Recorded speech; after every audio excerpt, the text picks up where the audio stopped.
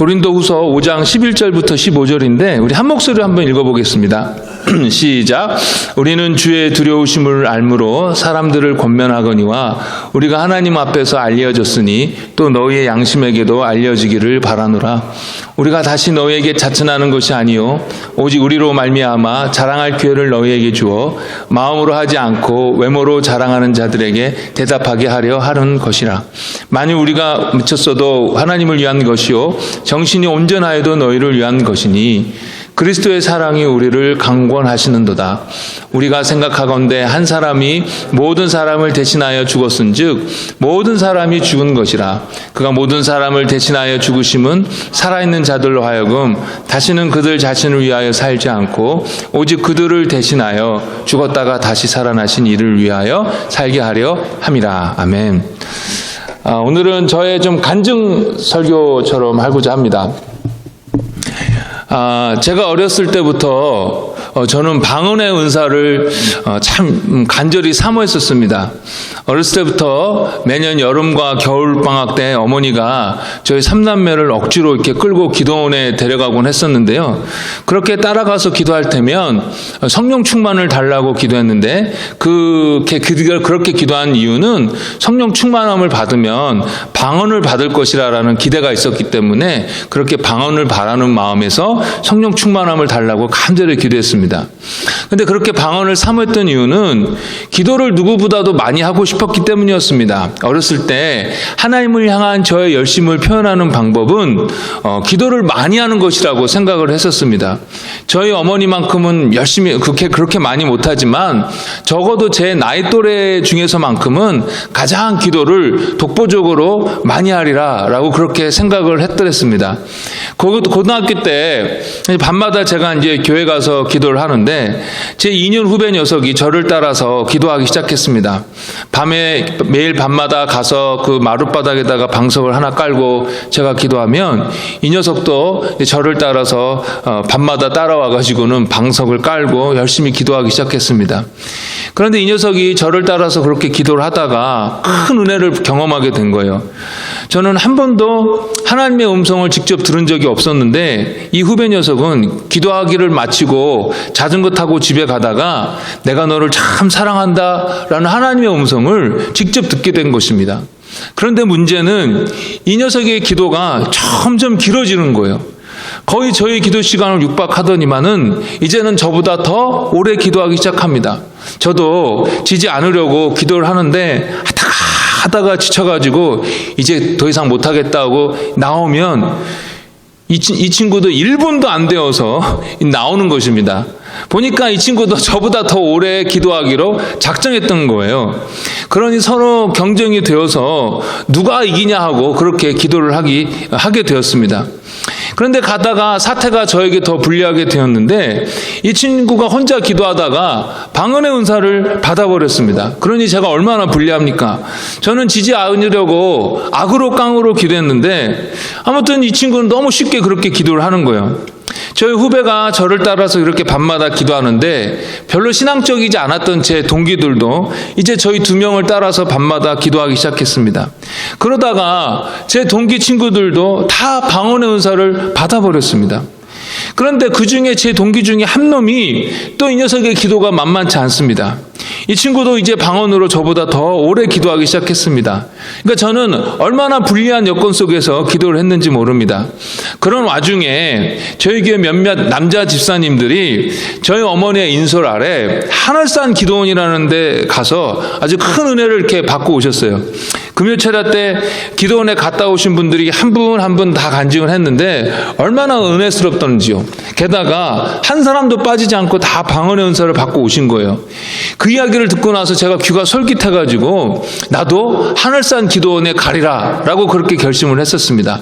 학력고사를 마치고 그 다음에 설날이 되기 전에 저와 제 여동생 그리고 교회의 다른 어른 성도 두 분과 함께 이 하늘산 기도원이라는 곳에 갔습니다. 모든 예배에 빠지지 아니하고 찬양 때는 열심히 박수치면서 찬양하고 말씀 시간에는 열심히 말씀을 들었습니다. 미신은 아니지만 하나님 앞에 정성이 부족하다고 할까봐 아무튼 모든 예배 가운데 최선을 다했습니다. 그리고 밤에는 그 추운 겨울에 눈밭에 앉아서 나무를 붙잡고 열심히 하나님께 저에게 방언의 은사를 달라고 기도했습니다. 아무리 기도해도 하나님께서 아무런 응답이 이렇게 없는 것 같으니까 저희 어머니를 빌어서 기도하는 거죠. 하나님, 제 기도를 안 들으실 거면 저희 부모님 저를 위해서 얼마나 기도를 많이 했습니까? 그러니 저희 어머니 기도를 들으셔서라도 저에게 좀 은사를 주세요. 성령의 충만한 증거가 나타나게 해주세요. 라고 그렇게 간절히 기도했습니다. 목요일 오후에는 떠나야 되는데 월요일부터 수요일 저녁까지 저에게는 아무 일도 나타나지 않았습니다.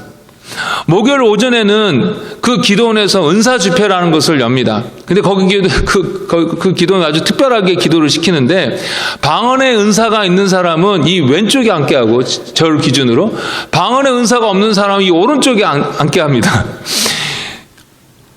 그런데 제가 하필 아무것도 모르고 왼쪽에 앉아 있었어요. 그 방언 못하는 사람은 오른쪽으로 가라니까 터덜 뭐랄까 좀 부끄럽고 좀 실패한 마음으로 이렇게 오른쪽으로 자리를 옮겨야 했었습니다. 그래도 겸손하게 무릎 꿇고 하나님 앞에 간절히 기도하면 하나님께서 이번에는 은사를 주시겠지 하고 열심히 기도했습니다. 그 기도원에는 원장님을 비롯해서 몇몇 기도해 주시는 분들이 계셨는데 그런 분들이 이제 돌아다니면서 안수 기도를 해주시는 거예요. 그런데 정말로 그분들이 안수 기도를 해주실 때에 주위 사람들의 그 기도 소리가 바뀌는 것입니다. 다다다다다다 오토바이 소리가 막 나기 시작하는 거예요. 여기저기서 점점 더 많은 사람들이 그 오토바이 소리를 내면서 기도하기 시작하는 것입니다. 그러나 한 사람, 두 사람, 세 사람 저에게 안수 기도를 해도 저에게는 아무런 일도 일어나지 않았습니다. 저와 함께 오른편에 앉아있던 그 많은 사람들이 다들 오토바이 소리를 내면서 기도하고 있었지만 저만큼은 유창하게 한국말로 기도하고 있었던 것입니다. 드디어 마지막 집회가 끝났습니다. 다들 새롭게 받은 영적인 은사와 은혜로 기뻐할 때 저는 짐을 싸면서 얼마나 서러웠던지 눈물이 펑펑 쏟아졌습니다. 하나님께서 다른 사람들은 다 사랑하시는데 저만 그 사랑에서 제외된 것 같았습니다. 제 기억으로는 중학교 들어가는 때부터 겨울방학 그때까지 고3 겨울방학 때까지 6년 정도에 걸쳐서 그렇게 방언의 은사를 달라고 기도했는데 저는 그런 기색이 하나도 없는 것입니다. 마치 홍길동처럼 아버지를 아버지라 부르지 못하고 형님을 형님이라 부르지 못하는 서자가 아닌가라는 그런 생각이 들었었습니다.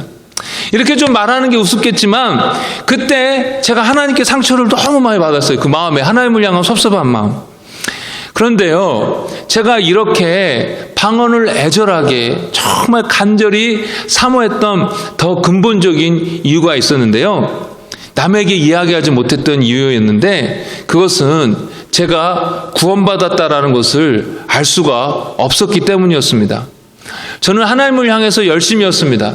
누구보다도 하나님을 사랑하는 자가 되고 싶었습니다. 그래서 기도도 열심히 하고 교회 생활도 열심히 하고 때마다 있는 부흥 집회는 거의 빠지지 아니하고 새벽부터 저녁까지 다 참석했습니다. 어린 나이에서부터. 그러나 그럼에도 불구하고 때로는 하나님 앞에 잘 살지 못할 때가 있었어요.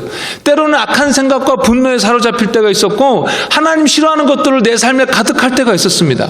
그럴 때 나는 이때 죽게 되면 나는 하나님으로부터 버림받아 지옥 가지 않을까라고 생각하게 된 것입니다. 또 은사를 강조하는 목사님이 오셔서 부흥 집회를 하게 될 때면 물과 성령으로 거듭나야 구원을 받는데 성령으로 거듭난 증거는 방언이다 라고 이렇게 잘못 가르쳐진 거예요. 그러니 방언을 못한 저는 성령으로 아직 거듭나지 못한 거구나 라고 여겨져서 나는 아직도 구원받지 못한 거 아닌가 해서 아직도 하나님 앞에 택함을 받지 못한 거 아닌가 해서 혼자 많이 울었더랬습니다. 전도를 강조하는 목사님 오셔서 부흥 집회를 할 때면요, 구원받은 증거의 자연스러운 표시가 전도다라고 말씀하시는 것입니다. 근데 저는 숫기가 없어가지고 전도를 잘하지 못하는데 그런 나 자신을 보면서 나는 구원받지 못한 거 아닌가라는 생각에 또 울었습니다. 지금 이렇게 쉽게 말씀드리지만 그때 저에게 있어서 그 심각함은 이루 말할 수가 없었습니다. 제 고등학교 때까지 신앙생활을 좀 정리를 하자면 하나님을 향한 열심과 사모함은 있었지만 언제 버림받을지 모른다라는 그런 불안함 속에서 신앙생활을 하였던 것입니다. 그러다가 대학교에 들어가서 어느 날 화창한 봄날, 그때 당시 대학생답게 제가 늦게까지 잠을 자고 일어났는데 밖에 잠깐 나가는데 하늘이 너무 아름다운 거예요. 그래서 기지개를 쫙 피면서 하나님 아버지, 하늘이 참 아름답네요 라고 하면서 하나님께 이렇게 찬양을 올려드렸습니다. 그랬을 때 제가 갑자기 하나님을 아버지라고 부른다라는 사실에 집중하게 되었습니다. 사람과 사람 사이에서도 같은 단어를 사용하지만 그 단어에 대한 깊이와 강도는 사람마다 다 다르지 않겠습니까? 아버지가 자녀에게 내가 널 사랑한다 할 때에는 너를 위해서 내 생명도 하나도 아깝지 않아 라는 강도와 깊이로 사랑한다라고 이야기를 합니다. 그러나 어린아이가 아빠를 사랑한다고 할 때에는 내가 원하는 장난감 사주고 나의 이기적인 욕심을 채워줄 때에 아빠를 사랑한다라고 합니다. 아직 어리니까요. 하늘에 계신 하나님도 아버지이고 이 땅에서 우리를 낳아준 분도 아버지입니다. 하나님께서 자기를 지칭할 때에 내가 너희 아버지다 라고 말씀하실 때에 얄팍하게, 가볍게, 변덕스럽게 말씀하신 것이 아니다라는 것입니다. 하나님께서 아버지다 라고 하시면서 그 단어를 사용하실 때에는 그 단어에 하나님으로서의 강도와 깊이가 담겨 있는 것입니다. 믿으십니까? 저는 그때 화창한 봄날에 봄하늘을 보면서 아주 단순하게 깨닫게 되었는데 아버지, 하나님이 내 아버지, 내 육신의 아버지도 나를 절대로 버리지 아니하고 사랑하는데 하물며 하늘에 계신 아버지는 오죽 더 하시겠는가? 라는 것이었습니다. 로마서 8장 38절에서 39절에 이렇게 말씀하고 있습니다.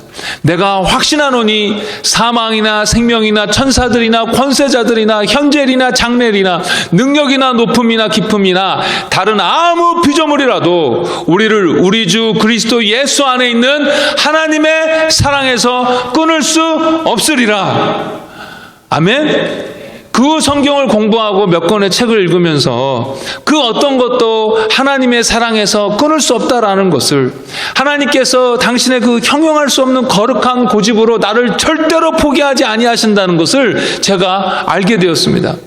하나님 아버지, 저는 저 자신에 대해서 정말 자신이 없습니다. 지금은 하나님 앞에서 잘하는 듯해도 언제 또 하나님을 반역하고 제가 하나님 앞에 못된 짓을 할지 몰라요. 그럴 때 하나님은 저에 대해서 어떻게 하시겠습니까?가 바로 저의 질문이었어요. 그럴 때 하나님은 내가 너를 결코 포기하지 아니할 것이다. 절대로 너는 내 것이다.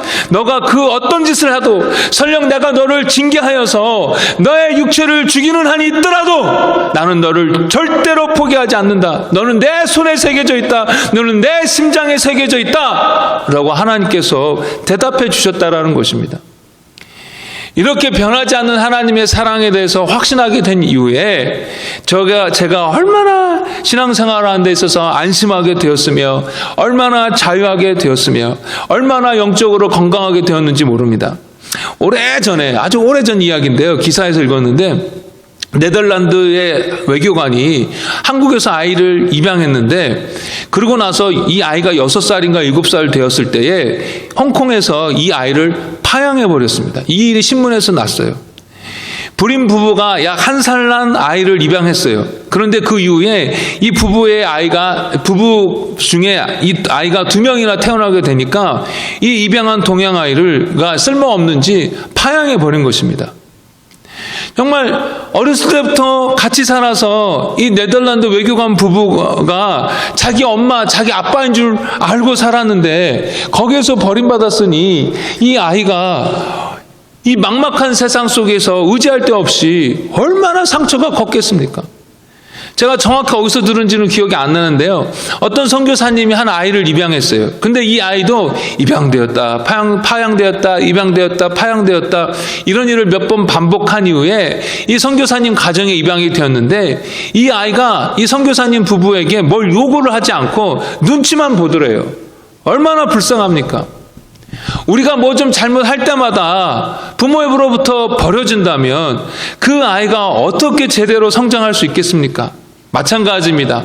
우리가 예수님을 통해서 하나님의 자녀가 되었는데 우리는 그것을 모르고 파양되었던 아이들처럼 언제 우리도 버려질지 모른다라고 불안해하면 영적으로 잘 성장할 수가 없다라는 것입니다.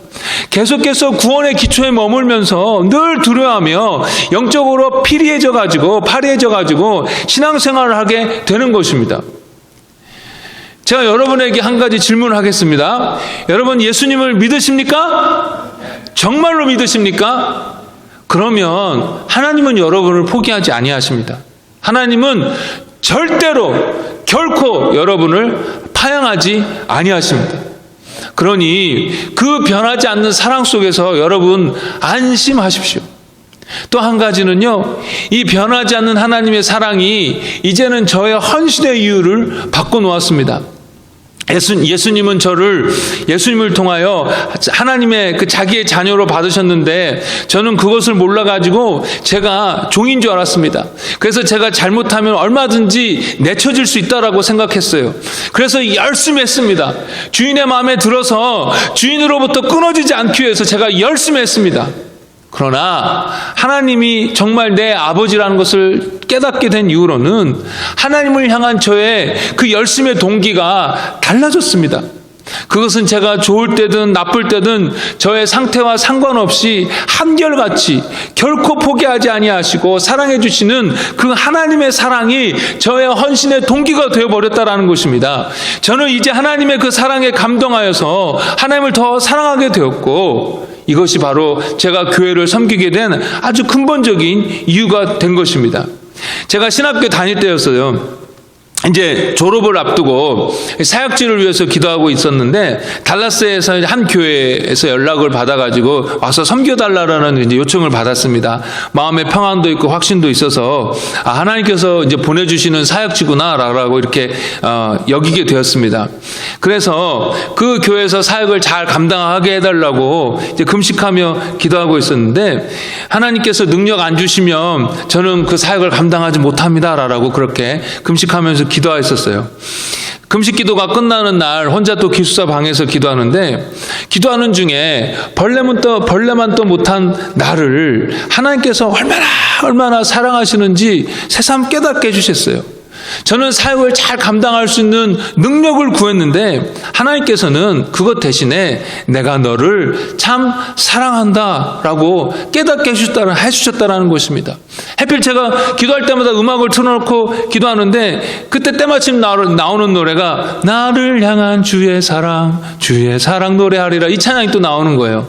말하는 것마다, 생각하는 것마다, 행동하는 것마다 다 죄악인데 그럼에도 불구하고 편치 않은 사랑으로 나를 사랑하여 주신다라는 것을 하나님께서 다시 알게 해주신 것입니다. 저를 향한 그 하나님의 사랑 때문에 감격하여서 울지 않을 수가 없었어요. 하나님께서는 제가 어느 교회에서 사역하기에 앞서서 제 마음의 동기를 다시 한번 새롭게 해주신 것이었습니다. 나름대로 멋지게 사역해가지고 나를 좀 드러내고자 하는 그런 유치한 신참내기 사역자였는데 그것이 아니라 그냥 하나님의 사랑에 감동된 자 되어서 주님을 섬기도록 하신 것이었습니다. 물론 그 이후로 제 마음이 들쑥날쑥 흔들릴 때가 있었지만 제 마음속 근본적으로 교회를 섬기고 주님을 섬기는 이유는 딱 하나, 나를 향한 하나님의 변하지 않는 사랑입니다. 오늘 본문은 거짓 선생들이 고린도 교회에 들어와서 사도 바울이 좀 모자라고 미쳤다라고 하면서 사도 바울의 이 사도적 권위를 의심하게 만들었는데, 이에 대해서 사도 바울이 변증하는 상황에서 지금 쓴 글입니다. 우리가 읽은 본문 앞에 있는 10절에 보면은 우리는 모두 한 사람도 예외 없이 다 그리스도 심판대 앞에 서서 이 땅에서 어떻게 살았는지에 대해서 보응을 받게 될 것이다 라고 거기에 대해서 이렇게 설명해 주고 있어요, 사도 바울이. 그래서 사도 바울은 예수님께서 마지막 때에 세상을 심판하실 것이기 때문에 이 일에 대하여 자기가 전하려 하고 있다라고 말하고 있는 것입니다. 앞으로 이런 일이 있을 것이기 때문에 이 땅에서 어떻게 살아야 되는지를 사람들로 하여금 자기가 전해야만 했다라는 것입니다. 그런데 이 일을 전하는 바울의 모습이 다른 사람들 보기엔 너무나도 지나쳐 보였습니다. 정상적인 삶이 아니라 고린도전서 4장 13절에 보면 세상의 쓰레기나 만물의 찌꺼기처럼 그렇게 보였습니다. 그렇게까지 할 필요가 있나? 이렇게까지 해야 하나? 라는 생각이 보는 사람들에게 들 정도였습니다. 그럴 때 거짓 선생들은 이런 바울의 모습을 보고 종교적인 광신주의자이다 라고 이렇게 비하했던 것입니다. 그런 거짓 선생들에 대하여 사도 바울은 그래 나 미쳤다. 그러나 그것은 하나님을 향한 나의 열심에 있어서 미친 것이지 사람들에게 복음을 전하고 가르칠 때에는 나는 온전하게 가르쳤다라고 그렇게 주장을 합니다. 그리고 그 다음에 이렇게 미친 사람처럼 이 땅에서 만물의 찢기처럼 살면서도 기뻐하고 또 그것을 위해서 더 나아가게 된 이유를 설명하고 있는데, 그것은 그리스도의 사랑이 자기를 강권하시기 때문이다라는 것입니다. 이 강권하다라는 단어는 원어적으로 사방에서 누르다, 체포하다라는 뜻입니다. 즉 사도 바울은 자기가 어떻게 저항할 수 없게 이 예수님의 사랑으로 압도되었다라는 것입니다. 이것이 바로 사도 바울의 헌신의 이유였습니다. 그렇습니다. 우리가 헌신하는 이유는 바로 예수님을 통하여 보여진 하나님의 사랑 때문입니다. 내가 어떤 사람인데, 내가 얼마나 부패한 사람인데, 회칠한 무덤처럼 겉은 멀쩡해도 속은 온갖 썩은 것들이 가득한 그런 사람인데 하나님께서 그럼에도 불구하고 먼저 사랑해 주셨다라는 것입니다. 먼저 사랑하셔서 유일하신 예수 그리스도 독생자를 죽이셨습니다. 하나님 우리를 구원해 주시고 난 이후에 저희들이 잘못하면 몇 번 기회를 주고 주었는데도 불구하고 잘못하면은 그냥 다시 버려버릴 수도 있었는데 그러지 아니하시고 끝까지 포기하지 아니하시고 우리를 아예 하나님의 자녀로 신분을 바꿔버리시고 하늘나라의 영광을 유업으로 얻게 하셨습니다. 그렇게 사랑하셨어요. 풍성하고도 변치 않는 사랑입니다. 이 사랑 때문에 사도 바울이 그렇게까지 수고할 수가 있었고, 이 사랑 때문에 수많은 믿음의 선배가 자기의 목숨을 주님을 위하여 기쁨으로 초기와 같이 버릴 수가 있었던 것입니다. 이런 하나님의 사랑이 우리의 헌신의 이유이고, 이 사랑이 우리로 하여금 그리스도를 위하여 살게 하는 하나님의 방법입니다.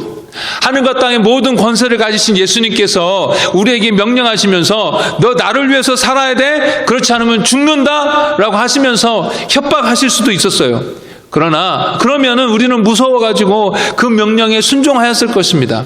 그러나 그랬더라면은 예수님과 우리 사이에는 두려움만 있었을 거예요. 그러나 예수님께서는 그렇게 하지 아니하시고 먼저 우리를 죽기까지 사랑하심으로 우리로 하여금 그 사랑에 감동되게 하셨어요. 그래서 그 사랑 때문에 우리가 주님을 위해서 살게 하셨고, 주님을 섬기는 것이 우리의 기쁨이 되고 하나님을 향한 우리의 사랑을 표현하는 길이 된 것입니다. 여러분, 그렇다면 이제 여러분의 영적인 상태를 한번 좀 확인해 보기 원합니다. 여러분 속으로 대답하세요.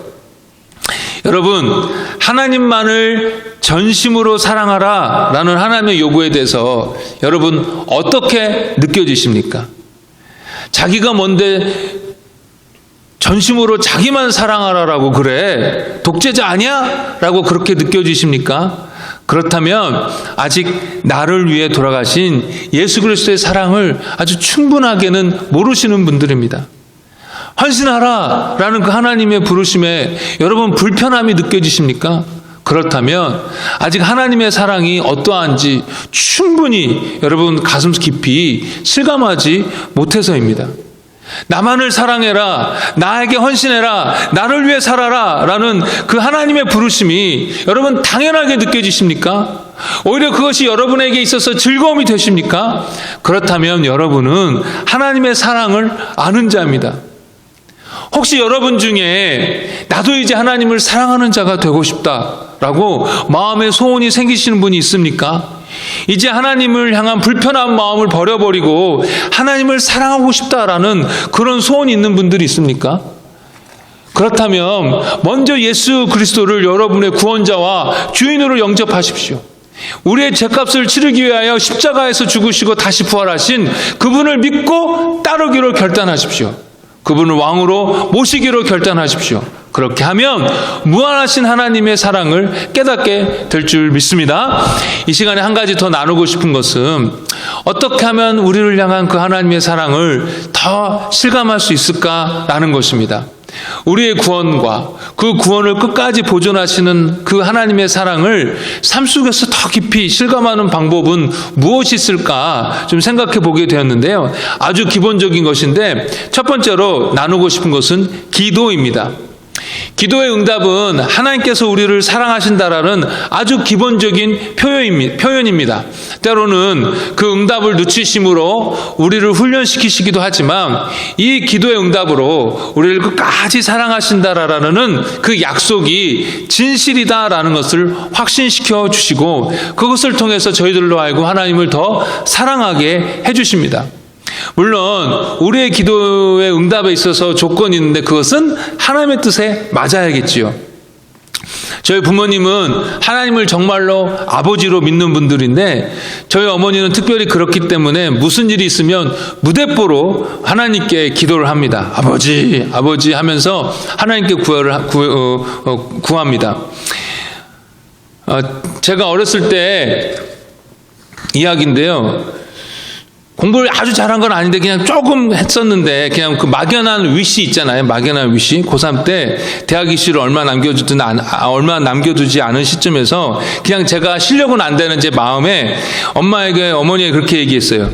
엄마, 나 서울대학교 산업공학과에 가고 싶어 라고 어머니한테 말씀을 드렸어요. 사실 그때 산업공학과가 뭘 하는지도 몰랐어요.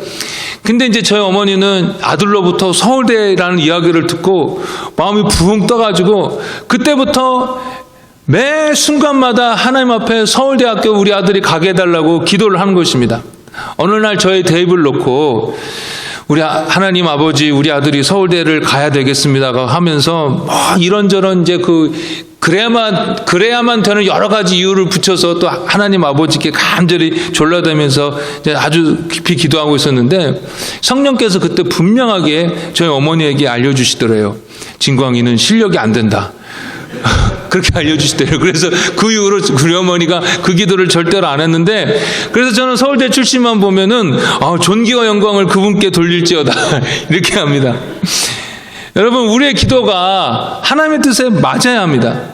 그런데도 제가 어머니에게 배울 태도가 있는데 하나님 아버지이시기 때문에 별 부끄러움 없이 일단은 하나님 아버지께 말씀드리고 구한다라는 것입니다.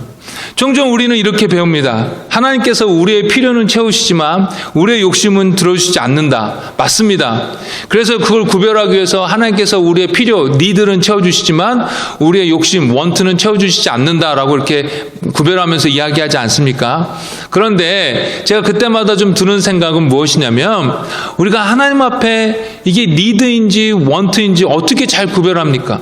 어떤 사람에게는 그게 니드이긴 하지만 어떤 사람에게는 그것이 똑같은 것이 원트일 수도 있고 또 바꿔서 생각할 수도 있는 것입니다. 그러니 중요한 것은 하나님께서 우리의 아버지 되심을 기억하고 우리의 필요한 것들, 우리의 마음의 소원을 솔직하게 하나님 앞에 말씀드리고 주님께서 합당하다 여기시는 것은 응답해 주실 것이고 그렇지 않다라는 것은 아니다라고 알려주실 것이다라는 것입니다. 믿습니까? 우리 다 함께 저를 따라해 보십시오. 하나님은 나의 아버지. 하나님은 나의 아버지. 제가 대학교 1학년 때였습니다. 매주 금요일마다 제가 속했던 기독교 동아리에서 예배를 드렸는데 금요일 때문에 예배마다 저희 동문 출신 목사님께서 오셔서 말씀을 전해 주셨어요.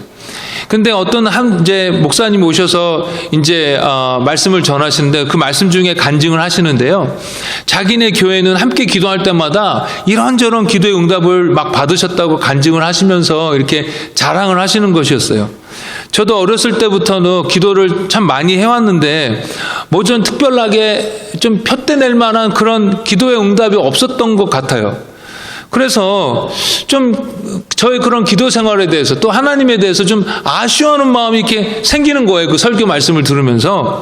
그런데 그 다음날에 이제 금요일날 예배를 드렸으니까 토요일날 아니겠습니까? 저희 부모님은 이제 시골 그 경상북도 영주에 계셨었는데 원래는 그 주말에 그 시골 부모님 집에 갈 생각이 없었고 그래서 표도 구하지 않았었는데 갑자기 시골집에 가고 싶은 거예요. 그래서 그 다음날 토요일날 아침에 제가 이렇게 무릎 꿇고 기도했습니다. 하나님, 저는 뭔가 편안한 기도의 응답이 없었던 것 같습니다. 저 이제 시골 부모님 집에 가고 싶은데요. 육신적인 기도라고 거부하지 마시고 저의 믿음을 위해서 응답해 주세요. 저 9시 기차표 끊을 수 있게 해주시고 이왕이면 제 옆에 젊고 아리따운 아가씨가 앉게 해주세요. 라고 제가 그렇게 기도했습니다. 그리고 부랴부랴 챙겨가지고 청량리역에 갔어요. 그렇지만 9시 기차표는 없었고 11시 기차표가 있는 거예요. 그래서 11시 기차표를 끊고 아쉬운 마음에 표 끊는 곳에서 이렇게 하늘을 보며 하나님, 그렇죠. 너무 육신적인 기도였죠. 라고 그렇게 읊조리면서 기도했었어요. 그런데 갑자기 9시 기차표를 어떤 사람이 환불하러 온 것입니다. 딱 한 장. 얼마나 반가웠는지. 근데 그 표를 다른 사람이 사간 거 버린 거예요. 먼저 사버렸습니다. 그래서 아쉽다 하고 안타까워하고 했었는데 바로 뒤에 어떤 사람이 9시 표 여러 장을 환불하러 온 것입니다. 그래서 제가 그 표를 샀어요. 얼마나 감사하든지 정말 기쁨으로 기차를 탔습니다. 근데 기쁨으로 기차를 탔는데 제 옆에 앉은 사람이 누가 앉았냐면은 늙은 여자 스님이었습니다. 그러니까 그래서 기차표만 들어주신 것도 어딘데 하면서 정말 이렇게 4-5분을 가고 있었는데 한 4-5분 갔을까요? 한 젊은 아름다운 자매가 여자분이 제 옆에 그 늙은 여자 스님에게 이렇게 말하는 것이었습니다. 여기 제 자리인데요. 저는 정말 그때 기절하는 줄 알았습니다. 그 기도의 응답을 통해서 저는요, 하나님께서 나를 구체적으로 사랑하신다는 것을 경험하게 되었습니다. 저도 그 일을 통해 하나님을 더 사랑하게 된 것은 두말할 나를 필요도 없고요. 시편 116편 1절에 이렇게 말씀하고 있습니다. 여호와께서 내 음성과 내 간구를 들으시고 들으심으로 내가 저를 사랑하는도다. 우리가 이래저래 하나님의 사랑을 참 많이 받는데요. 기도의 응답을 통해서 하나님의 사랑을 구체적으로 느끼고 또 하나님을 사랑하게 되는 것입니다. 자, 그러면 저와 여러분이 하나님의 응답을 받아야 되겠는데 어떻게 해야 응답을 받을까요? 여러분, 기도의 응답을 어떻게 해야 받을까요? 아주 쉬운 문제인데요. 그러나 우리 가운데서 잘 되지 않는 일인데 그게 뭐냐면 기도의 응답을 받으려면 기도해야 합니다. 기도의 응답을 받으려면 기도해야 합니다. 하나님께서는 우리에게 좋은 것 주시려고 기도하라고 하십니다. 우리가 영적으로 깨어있게 하시도록 하기 위하여 기도하라고 하시고 저와 여러분들이 영적으로 무장되어야 하기 때문에 기도하라고 하시고 하나님의 역사가 이 땅 가운데서 이루어져야 되기 때문에 저와 여러분들에게 기도하라고 하십니다. 그러니 이 하나님의 놀라운 사랑과 은혜를 경험하기 위해서 기도하는 저와 여러분 되어야 될 줄 믿습니다. 말씀을 정리하겠습니다. 우리가 하나님을 사랑하고 하나님께 헌신하는 이유는 우리를 먼저 사랑하시는 그 하나님의 사랑 때문입니다. 무엇을 저와 여러분들이 먼저 하기보다는 하나님의 사랑에 먼저 감동된 자가 되어야 될 줄 믿습니다. 그렇게 되기를 힘써야 됩니다. 기도하고 또 교회에서 가르쳐 주신 대로 말씀을 가까이 하고 그렇게 순종할 때에 하나님을 경험하고 그 사랑에 감동되어서 하나님 앞에 더 순종하게 될 줄 믿습니다. 하나님은 우리 아버지 되십니다. 어떻게 해서든지 자식 잘 되게 하려는 아버지이십니다. 하나님은 저와 여러분을 참 사랑하십니다. 그 사랑을 구체적으로 경험하면서 더 순종하고 더 헌신하는 저와 여러분 되시기를 주의 이름으로 축복합니다. 제가 잠깐 기도하겠습니다.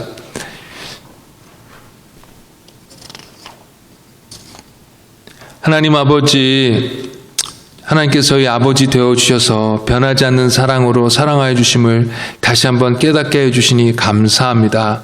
아버지 하나님, 그 하나님의 사랑을 외면하고 그 하나님의 사랑을 모른 척하고 그 하나님의 사랑에서 떠나서 하나님의 마음을 아프게 하는 자가 아니라 그 사랑을 충만하게 누리고 하나님 가까이 거함으로 말미암아 하나님을 기쁘시게 하는 우리 모두 될 수 있게 해주시고, 이런저런 일들 그저 율법적으로 억지로 해야 되는 것이 아니라 벌받지 않으려고 하는 것이 아니라 그 하나님 사랑 때문에 감격해서 기뻐서 내가 좋아서 자원하는 마음으로 그렇게 헌신하고 춤을 위해서 수고하고 하나님 나라의 확장을 위해서 애쓰는 우리 모두가 될 수 있도록 주님 축복하여 주시옵소서.